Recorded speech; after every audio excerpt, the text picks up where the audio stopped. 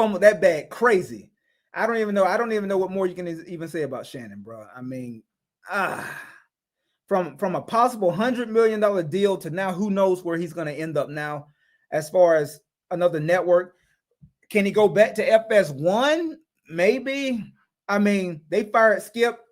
I'm sure he probably still has a lot of relations with, a lot of the big bosses at FS1. Perhaps Shannon could rebound and find his way over to FS1, especially seeing as they just cleaned house for the most part. So I'm sure that he can probably go back over to FS1 and actually, maybe, who knows, maybe he can get a nice soft landing over there and rebound rather quickly. That's the best solution, I would say, in this case.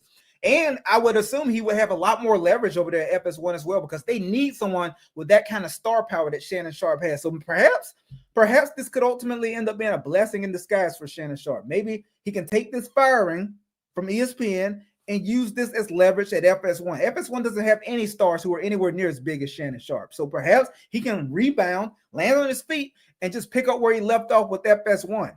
I don't know. That definitely could be a viable rebound for Shannon Sharpe, and he can possibly get his own show in prime time on FS1. Won't be getting paid as much as on ESPN. Obviously, ESPN is the big dog. They pay the most money, but I do see a scenario where he could still come out of this still somewhat smelling like roses, even though nobody wants to get fired. So I'm sure he's in crisis control right now, trying to figure out what's the next move.